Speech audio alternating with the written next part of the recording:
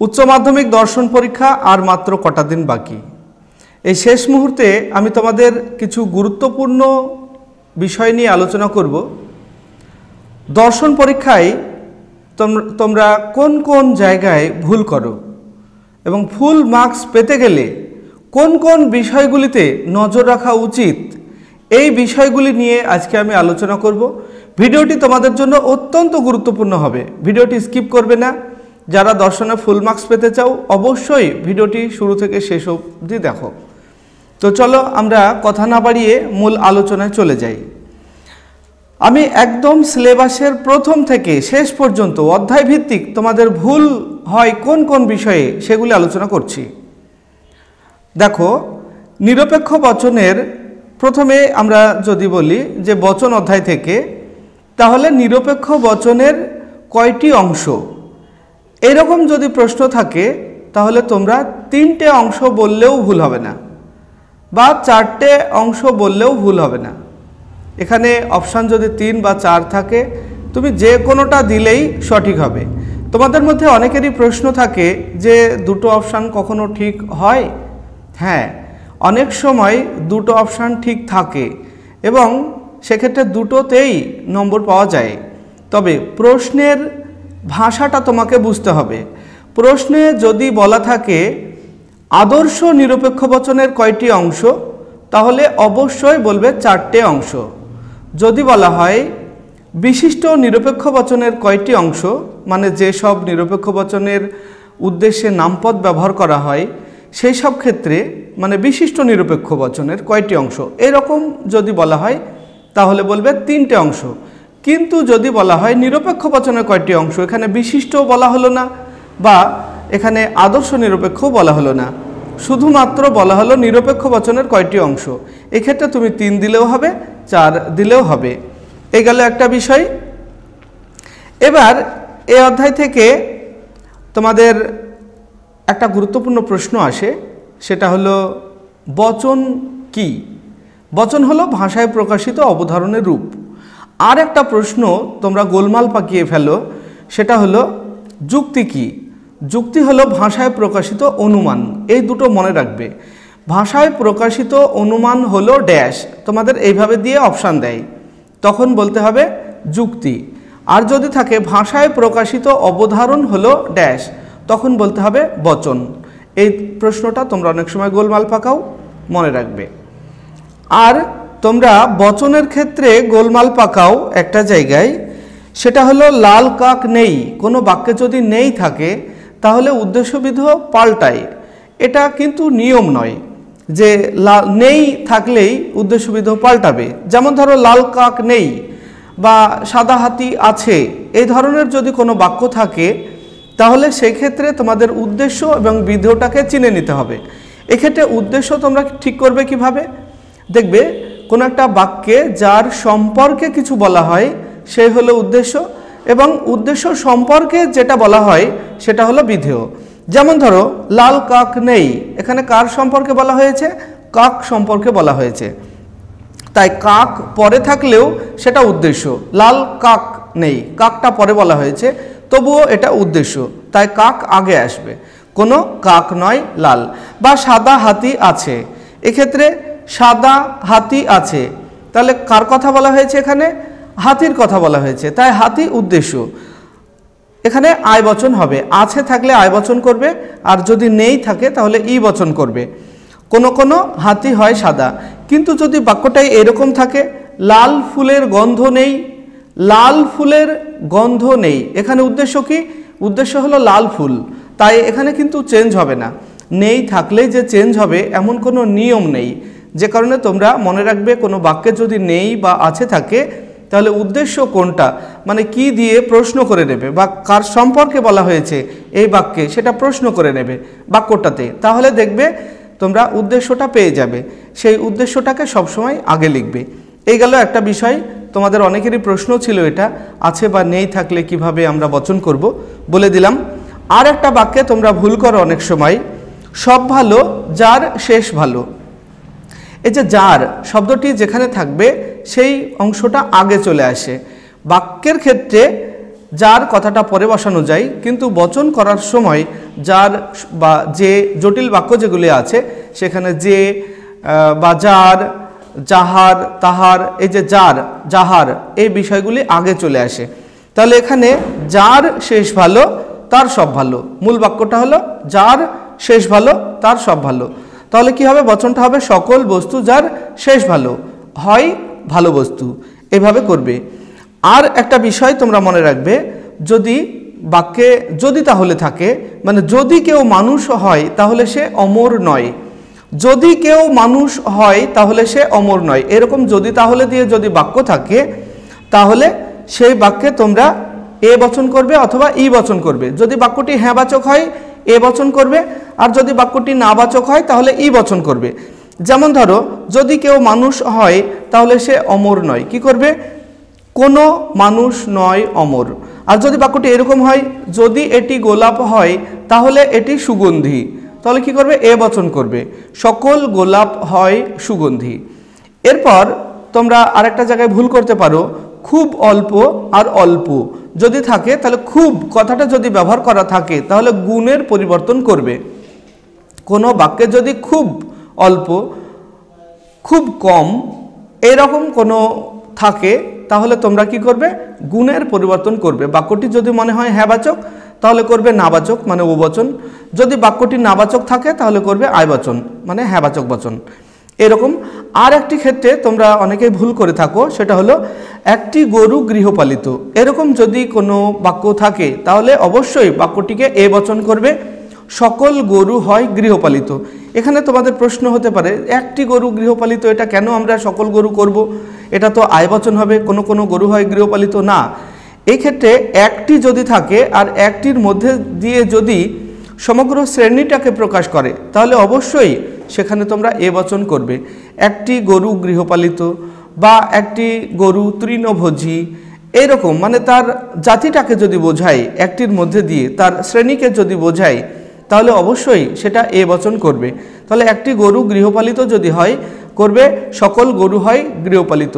কিন্তু যদি থাকে একটি গরু কালো তাহলে কিন্তু আয় বচন করবে, কারণ গরু তো আরও অনেক রঙের আছে, লাল রঙের গরু হয়, সাদা রঙের গরু হয়, কালো রঙের গরু হয়। তো এখানে একটি গরু কালো থাকলে কোনো কোনো গরু হয় কালো করবে, কিন্তু একটি গরু গৃহপালিত থাকলে তোমরা সকল গরু হয় গৃহপালিত করবে। এই গেল বচনের বিষয়ে বললাম। তোমাদের যে সমস্ত বিষয়গুলিতে ভুল করো বচনের ক্ষেত্রে সেগুলি আমি মোটামুটি বললাম। আর তোমাদের যদি কিছু অজানা মানে জানার ইচ্ছা থাকে তাহলে সেগুলিকে আমাকে একটু বলবে। আর একটা প্রশ্ন এখান থেকে তোমাদের খুবই গুরুত্বপূর্ণ হয়, একটি বাক্য সত্য বা মিথ্যা হতে পারে কিন্তু একটি যুক্তি বৈধ বা অবৈধ হয়। একটি বাক্য কখনোই বৈধ বা অবৈধ হয় না, আর একটা যুক্তি কখনোই সত্য বা মিথ্যা হয় না। কিন্তু তোমাদের এখানে প্রশ্ন আসে, একটি বাক্য সবসময় তারপরে অপশান দেওয়া থাকবে চারটে, মানে বৈধ অবৈধ হবে না সত্য মিথ্যা হবে, এইভাবে চারটে অপশান দেওয়া থাকবে। তো তোমরা কি করবে? বাক্যের ক্ষেত্রে সত্য মিথ্যা বলবে আর যুক্তির ক্ষেত্রে বৈধ অবৈধ বলবে। এই বললাম তোমাদের বচন অধ্যায় থেকে মোটামুটি গুরুত্বপূর্ণ বিষয়গুলি। আর একটি বস্তুগত বিবর্তনের উদাহরণ দাও। এই বিবর্তনের বিষয়ে বস্তুগত বিবর্তনটা অনেকেই এড়িয়ে চলো, তো এখান থেকে একটা গুরুত্বপূর্ণ এসএকিউ আসে, বস্তুগত বিবর্তন একটি উদাহরণ দাও। তোমরা কি করবে? শীত হয় আরামদায়ক, সুতরাং গরম হয় কষ্টদায়ক। এখানে প্রথমে এ বচন দেবে হাইফেন, শীত হয় আরামদায়ক লিখবে, তার নিচে আবার এ বচন দেবে, গরম হয় কষ্টদায়ক লিখবে, অতএব দিয়ে গরম হয় কষ্টদায়ক। তাহলে বস্তুগত বিবর্তনের একটি উদাহরণ হয়ে যাবে। বা আরেকটা যদি মনে করো যে যুদ্ধ হয় অমঙ্গলজনক, অতএব শান্তি হয় মঙ্গলজনক, এটাও দিতে পারো। এবার বিবর্তনের ক্ষেত্রে অ কোথায় বসে, অনেক সময় তোমরা এটা নিয়ে সমস্যায় পড়ো। বিবর্তনের ক্ষেত্রে যেমন ধরো কেবলমাত্র মেয়েরাই বেথুন কলেজে ভর্তি হতে পারে, তাহলে সকল ব্যক্তি যারা বেথুন কলেজে ভর্তি হতে পারে হয় মেয়ে, বা এইরকম কোনো একটা বড় বাক্য দেওয়া থাকে, তখন তোমাদের একটা সমস্যায় পড়ো যে অটা কোন জায়গায় লাগাবে তোমরা বিবর্তনের ক্ষেত্রে। তোমাদেরকে বলছি বিবর্তনের ক্ষেত্রে তোমরা সব সময় চেষ্টা করবে যে সংযোজক থাকে হয় বা নয় এর পরেই লাগাবে। হয় থাকলে হয়ের পরে অ লাগাবে, তারপরে বাকি বিধেয় অংশ যা আছে লিখে দেবে, বা নয় থাকলে নয়ের পরে সংযোজকের পরেই তোমরা অটা যোগ করবে। সে বাক্য শুনতে কেমন লাগলো বা না লাগলো সেটা দেখে লাভ নেই, কারণ আমাদের অবরোহ যুক্তিতে আকারগত দিকটিকে ঠিক রাখতে হয়। তো তোমরা যোগ করবে সবসময় সংযোজকের পরে। আচ্ছা, এরপরে বিরোধিতা থেকে তোমরা কিছু ভুল করে থাকো বা মনে রাখো না, সেটা হলো অতি বিষমতা। যেমন ধরো একটা বাক্য আসে, এ বচনের অতিবর্তী বচন হলো, বা এ বচনের অতি বিষম বচন হলো, বা আয় বচনের অনুবিষম বচন হলো। এইভাবে প্রশ্ন কিন্তু থাকে, আর তোমরা সেই প্রশ্নটা বুঝতে পারো না। তোমাদের এখানে একটু বুঝিয়ে দিই। অতি বিষম হলো বিপরীত বিরোধিতার অপর নাম। এক্ষেত্রে যদি প্রশ্ন হয় এ বচনের অতি বিষম হলো, বলবে ই, বা যদি প্রশ্ন থাকে ই বচনের অতি বিষম হলো, বলবে এ। অতি বিষম এর আরেকটা নাম হলো বিপরীত বিরোধিতা, বা বলতে পারো বিপরীত বিরোধিতার অপর নাম অতি বিষম। এবার অনুবিষমতা আসতে পারে, আয় বচনের অনুবিষম হলো ও, বা ও বচনের অনুবিষম হলো আয়। এক্ষেত্রে তোমরা মনে রাখবে অধীন বিপরীত বিরোধিতার আরেকটা নাম হলো অনুবিষম। এবার আরেকটা প্রশ্ন তোমাদের এখানে বলে রাখি, সেটা হলো অতিবর্তী অনুবর্তী। অতি কথার অর্থ হলো সামান্য, আর অনু কথার অর্থ হলো বিশেষ। তো আমরা যে অসম বিরোধিতা করি সেক্ষেত্রে অতিবর্তী অনুবর্তী মানে সামান্য থেকে বিশেষ, বা আমরা বিশেষ থেকে সামান্যের দিকেও তো বলতে পারি। অতিবর্তী অনুবর্তী বা অনুবর্তী অতিবর্তী এভাবেও বলা যেতে পারে। যেমন যদি বলা হয় এ বচনের অনুবর্তী হলো, তখন বলবে আয়। যদি বলে আয় বচনের অতিবর্তী হলো, তখন বলবে এ। এইভাবে। এবার এখানে আরেকটা প্রশ্ন তোমাদের অত্যন্ত গুরুত্বপূর্ণ বলে রাখি, যে বিরোধিতা সাধারণ বিরোধ চতুষ্কোণ হলো মানে অনুযায়ী, সাধারণ বিরোধ চতুষ্কোণ অনুযায়ী বিরোধিতা 4 প্রকার, কিন্তু অ্যারিস্টটলের মতে বিরোধিতা 2 প্রকার। মনে রাখবে, বিপরীত বিরোধিতা আর বিরুদ্ধ বিরোধিতা। তাহলে এখানে অটোমেটিক প্রশ্ন চলে আসে, অ্যারিস্টটল কোন কোন বিরোধিতাকে অস্বীকার করেছেন? বলবে অ্যারিস্টটল অধীন বিপরীত বিরোধিতা এবং অসম বিরোধিতাকে অস্বীকার করেছেন। এখানে প্রশ্ন হয় অ্যারিস্টটল কেন অধীন বিপরীত বিরোধিতাকে অস্বীকার করেছেন? এখানে বলবে যে অধীন বিপরীত বিরোধিতার ক্ষেত্রে দুটি বচন একসঙ্গে সত্য হতে পারে, তাই অ্যারিস্টটল অধীন বিপরীত বিরোধিতাকে অস্বীকার করেছেন। অসম বিরোধিতার ক্ষেত্রেও একই কথা, যে দুটি বচন একসঙ্গে সত্য হতে পারে, তাই অসম বিরোধিতাকে অস্বীকার করেছেন। এরপরে আমরা চলে আসব নিরপেক্ষ ন্যায়। নিরপেক্ষ ন্যায়ের ক্ষেত্রে তোমরা দুর্বল মূর্তি আছে সেটা মনে রাখবে। যেমন এ এ আই যদি থাকে, এ এ আই এটা প্রথম সংস্থানে বৈধ হবে না অবৈধ হবে? এ এ আই তোমরা পরীক্ষা করে দেখো এখনই আমার কথা শুনে, তোমরা এখানে কোনো দোষ পাবে না, অথচ কোনো সংস্থানও পাবে না। মানে কোন সংস্থানে সেটা বৈধ, মানে প্রথম সংস্থান আমি বলে দিলাম। প্রথম সংস্থানে তোমরা এ এ আই দিয়ে পরীক্ষা করে দেখো, এটার মধ্যে কোনো দোষ নেই। অথচ এই যুক্তিটি বৈধতার যে 4টে নাম আছে, বারবারা, সিলারেন, ডেডিয়াই, ফেরিও, এই 4টের মধ্যেও পড়ে না। তাহলে এই যুক্তিটি কি হবে? এই যুক্তিটি হলো দুর্বল মূর্তি, প্রথম সংস্থানের দুর্বল মূর্তি, মনে রাখবে। এরকমভাবে আমাদের কয়েকটি দুর্বল মূর্তি আছে, মানে তোমরা যদি বৈধতা বিচার করতে গিয়ে দেখো যে বৈধ, কোনো দোষ পাওয়া যাচ্ছে না, অথচ সংস্থানের মধ্যেও পাওয়া যাচ্ছে না, তখন সেটাকে বলবে দুর্বল মূর্তি। এরপরে কোন মূর্তিটি সব সংস্থানে বৈধ হয়? এটা খুবই গুরুত্বপূর্ণ একটা প্রশ্ন, শর্ট কোয়েশ্চেন, এটা মনে রাখবে।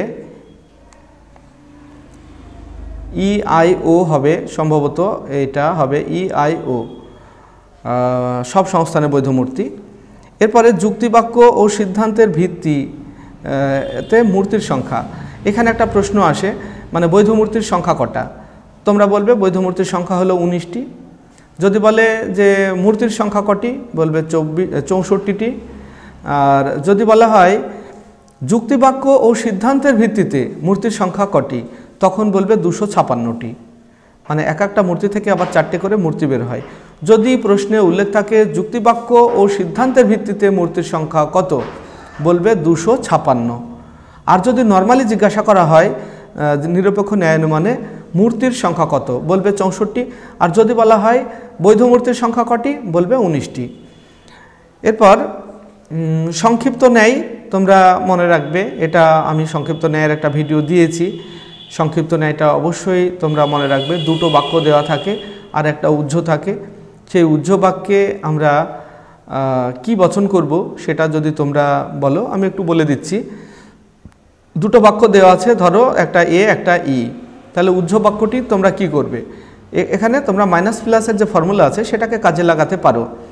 মানে একটা এ মানে পজিটিভ আর ই মানে নেগেটিভ, মানে পজিটিভ আর নেগেটিভ, তাহলে করবে উহ্যটা নেগেটিভ, মানে প্লাস মাইনাসে, মাইনাসে প্লাসে মাইনাস, প্লাসে প্লাসে প্লাস, মাইনাসে মাইনাসে প্লাস, মানে দুটোই ই বচন তুমি পেলে, তাহলে উহ্যটা কি করবে, মাইনাসে মাইনাসে প্লাস, মানে এ বচন করবে। এভাবে করবে, এভাবে কোনো বইয়ে তুমি পাবে না, এটা আমার বানানো একটা নিয়ম এবং এই নিয়মের ব্যতিক্রম আমি দেখিনি, এই নিয়মের সঙ্গে মিলে যায়। তো যাই হোক, বলে দিলাম, তোমরা সংক্ষিপ্ত ন্যায় কীভাবে করবে। এবার ভেনচিত্রের ক্ষেত্রে একটা বিষয় তোমাদের খুবই গুরুত্বপূর্ণ, বলে দিই, মনে রাখবে, সব কিছুই আধ্যাত্মিক। এই বাক্যটির উপরে যদি ভেনচিত্র বলা হয় তাহলে কি করবে, সব কিছুই আধ্যাত্মিক। এটা মনে হচ্ছে যেন এ বচন হবে, মানে সামান্য সদর্থক, কিন্তু পদ আছে মাত্র একটা, কি, আধ্যাত্মিক। তাহলে উদ্দেশ্য পদটা কিন্তু নেই এখানে, সব কিছুই আধ্যাত্মিক, মানে উদ্দেশ্য নেই, বিধেয় আছে। আর আমরা জানি এ বচনের ক্ষেত্রে কি হয়, এস পি বার ইজিক্যাল টু 0 হয়। তাহলে আমরা এসটা পাচ্ছি না এখানে, তাহলে থাকছে কি, পি বার ইজিক্যাল টু 0। তাহলে এটার বুলিয় ভাষ্য করবে, এ হাইফেন দিয়ে লিখবে পি বার ইজিক্যাল টু 0, তারপরে তোমরা ভেনচিত্র তো পারোই, ভেনচিত্র করে নেবে। এবার আছে ধরো কোনো কিছুই পূর্ণ নয়, তাহলে এটা ই বচনের আকারে আসছে আমরা দেখতে পাচ্ছি, কিন্তু একটাই পদ আছে পূর্ণ, তাহলে এখানে কি করবে, এস পি ইজিক্যাল টু 0 হয়, কিন্তু আমাদের এস নেই, তাহলে পি আছে, তাহলে এটা কি হবে, পি ইজিক্যাল টু 0 হবে। তাহলে পি ইজিক্যাল টু 0 দিয়ে তোমরা ভেনচিত্র করে নেবে। এই হলো। আর দুটো শর্ট কোশ্চেন আমি বলে দিচ্ছি, খুবই ইম্পর্টেন্ট, মনে রাখবে। একটা অবশ্যই প্রতি বছরই আসে, আরোহ যুক্তির আকারগত ভিত্তি কী আর আরোহ যুক্তির বস্তুগত ভিত্তি কী, এই দুটো প্রশ্ন অবশ্যই মনে রাখবে। আকারগত ভিত্তি হলো প্রকৃতির একরূপতা নীতি ও কার্যকারণ নিয়ম, আর বস্তুগত ভিত্তি হলো পর্যবেক্ষণ ও পরীক্ষণ, এই দুটো। আর একটা প্রশ্ন খুবই গুরুত্বপূর্ণ, কিন্তু তোমরা ভুল করো, আমাকে অনেকেই কমেন্ট করে বলেছো, উপমা যুক্তির ভিত্তি কী, যদি আসে তাহলে বলবে সাদৃশ্য, কিন্তু যদি প্রশ্নে থাকে উপমা যুক্তির সম্ভাব্যতা নির্ভর করে কার উপরে, তখন বলবে, মানে সিদ্ধান্তের সত্য বা মিথ্যা হওয়ার যে সম্ভাব্যতা সেটা নির্ভর করে কার উপরে, তখন বলবে সাদৃশ্যের সংখ্যার উপরে। এটা মনে রাখবে, যদি সম্ভাব্যতা কথাটা উল্লেখ থাকে তাহলে বলবে সাদৃশ্যের সংখ্যা, আর যদি উপমা যুক্তির ভিত্তি কী থাকে সরাসরি, তাহলে বলবে সাদৃশ্য। এই ছিল আজকের গুরুত্বপূর্ণ আলোচনা। এই সব বিষয়গুলিতে তোমরা সাধারণত ভুল করে থাকো, সতর্ক থাকবে। আশা করি তোমরা পরীক্ষা খুব ভালো দেবে। ফুল মার্কস পেতে গেলে এই বিষয়গুলি অবশ্যই নজর রাখা দরকার। ভিডিওটি ভালো লাগলে লাইক, কমেন্ট এবং শেয়ার করবে। আর আমাদের চ্যানেলটি যদি এখনও সাবস্ক্রাইব না করে থাকো তাহলে অবশ্যই চ্যানেলটিকে সাবস্ক্রাইব করে নেবে। আর তুমি যদি ফেসবুক থেকে দেখে থাকো তাহলে আমাদের ফেসবুকের পেজটিকে ফলো করে নেবে। আসছি পরবর্তী ভিডিও নিয়ে, সেই পর্যন্ত সবাই ভালো থাকবে, সুস্থ থাকবে। ধন্যবাদ।